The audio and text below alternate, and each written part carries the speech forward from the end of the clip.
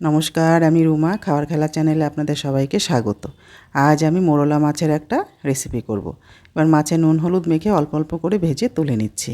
মাছ ভাজা হয়ে গেছে, পরিমাণ মতো তেল দিয়ে কালো জিরে ফোড়ন দিয়ে দিলাম। আর মাছটা কিন্তু আমি আলু বেগুন দিয়ে করব। এবার প্রথমে আলুটাকে একটু ভেজে নেব। আলুটা একটু শক্তর জন্য এটাকে আগে একটু ভেজে নেব। লাল লাল করে একটু ভেজে এর মধ্যে আমি বেগুনগুলো দিয়ে দিলাম বেগুন। এর মধ্যে এবারে আমি পেঁয়াজ রসুন টমেটো কুচিটাও দিয়ে দিব। আর ছোটো মাছে কিন্তু পেঁয়াজটা একটু বেশি লাগে। এর মধ্যে খুব একটা মশলাপাতি তো দেওয়া হয় না। এবার সামান্য একটু নরম নরম হয়ে গেলে এর মধ্যে দিয়ে দেব আমি সামান্য হলুদ গুঁড়ো, লঙ্কা গুঁড়ো আর পরিমাণ মতো নুন। সামান্য একটু জল দিয়ে দিব। দিয়ে সব একসঙ্গে মিশিয়ে একটু কষিয়ে নেব। ভালো করে মিশিয়ে দিব।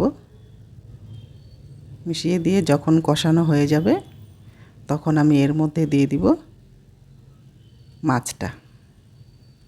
খুব সুন্দর করে কষানো হয়ে গেছে। আর এর মধ্যে কিন্তু আমি বেশ কয়েকটা কাঁচা লঙ্কা চিরে দিয়ে দিলাম। কোনো এক আধ সময় কিন্তু মনে হয় ছোটো মাছটা একটু ঝাল ঝাল হলে ভালো হয়। সাধারণত আমি ঝাল কিন্তু দিই না, তবে কোনো কোনো দিন তো ইচ্ছে হয় ঝাল ঝাল করে রান্না করার জন্য। এবার মাছটাও দিয়ে দিলাম, দিয়ে সব একসঙ্গে মিশিয়ে নিলাম। এবার দিয়ে দিলাম সামান্য একটু জল দিয়ে ঢাকা দিয়ে সামান্য একটু রান্না করে নেব, যাতে তেল ঝাল নুন সব মাছের মধ্যে ঢোকে।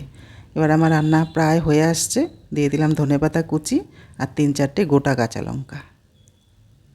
ছোটো মাছে ধনেপাতা দিলে কিন্তু খুব ভালো হয় দেখতে, খেতেও খুব ভালো হয়। আমার রেসিপিটা হয়ে গেছে। যদি আপনাদের ভালো লাগে লাইক কমেন্ট করবেন, পারলে একটা শেয়ার করে দেবেন।